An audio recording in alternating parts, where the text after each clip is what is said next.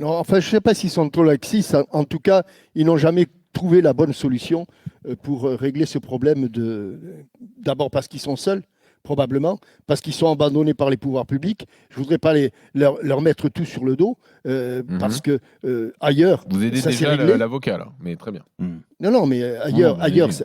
ailleurs, ça s'est réglé.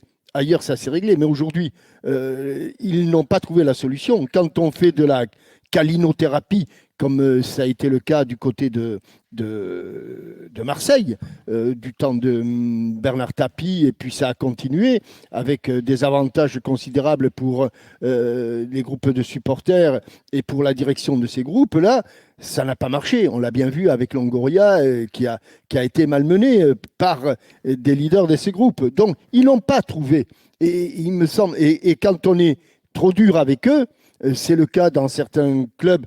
Et hier au soir, j'étais à Saint-Étienne, le président n'a plus aucun rapport avec les groupes de supporters.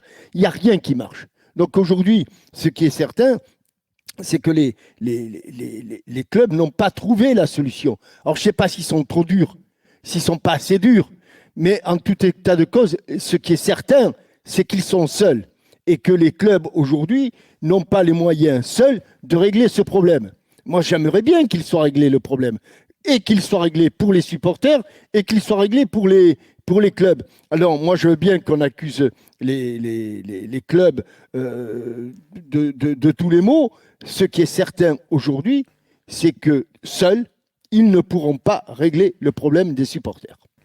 Bon, très bien. Donc, les clubs, les dirigeants ne sont pas vraiment attaqués par le procureur. Mais bon, je note en tout cas les arguments Non, parce avancés. qu'ils ne sont pas attaqués. Voilà, ils sont. Non, mais ok, ils sont.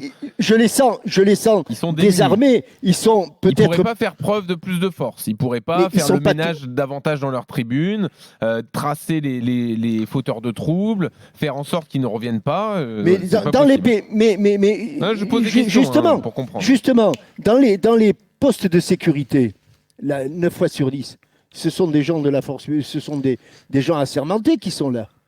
Ce sont Oui. des gens assermentés, c'est pas des salariés du club qui sont là. On est bien d'accord. Oui. Et pourquoi les gens assermentés qui identifient avec les caméras ne font pas le boulot et disent ben, c'est celui-là qu'il faut prendre. C'est pas le problème du dirigeant là.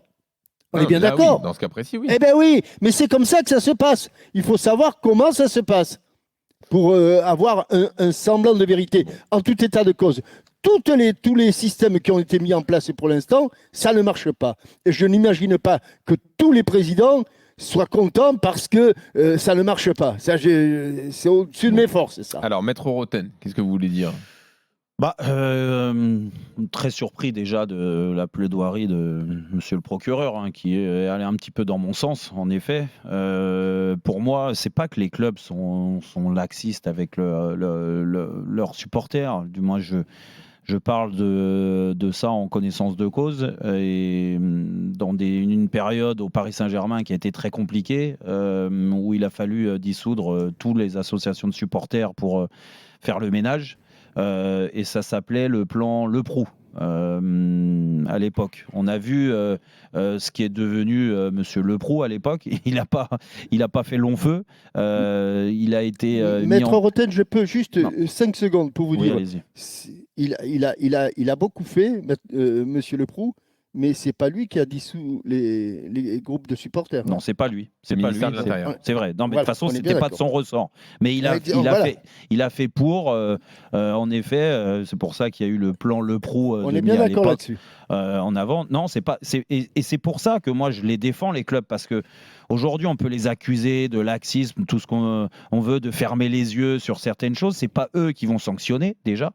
C'est pas leur ressort, c'est le préfet, c'est la préfecture, c'est les autorités en dehors du football qui doivent sanctionner des supporters qui dépassent leurs fonctions et qui dépassent leurs droits. Et il y en a beaucoup, et ils le font, mais c'est pas encore suffisant en effet. Que les clubs aujourd'hui on dise oui, ils sont trop laxistes. Le problème, c'est qu'ils sont obligés aussi d'avoir dans les grands clubs et même dans les plus petits des relations avec leurs supporters parce que le foot est fait comme ça et que on a besoin aussi, le football a besoin d'avoir des gens passionnés qui animent aussi les tribunes parce que le football est un spectacle sur le terrain mais aussi en tribune. Et donc, il faut avoir un certain discours, que c'est pas si facile que ça. T'as beau être un grand dirigeant, et je prends l'exemple de Jean-Michel Aulas, qui a été un grand dirigeant, un grand président de son club. On a vu ce qui s'est passé à Marseille. Ces gens-là, dans le parcage de Lyon, étaient déjà là à l'époque de Jean-Michel Aulas. Il y a déjà eu des dérives avec Jean-Michel Aulas. Rappelez-vous du match contre le Paris FC en Coupe de France à Charletti, où il y avait des casseurs. Des marginaux, oui. Exactement. Et il avait du mal, malheureusement, à les mettre dehors et à faire la loi et à faire régner une certaine loi avec ses supporters. Ça a été le cas à Marseille aussi depuis les changements de président. Il y en a eu beaucoup sur les dernières années. Chaque président a eu le même souci. Comment gérer les groupes de supporters pour pas qu'il y ait de dérives, pour pas qu'il y ait de ceci et cela.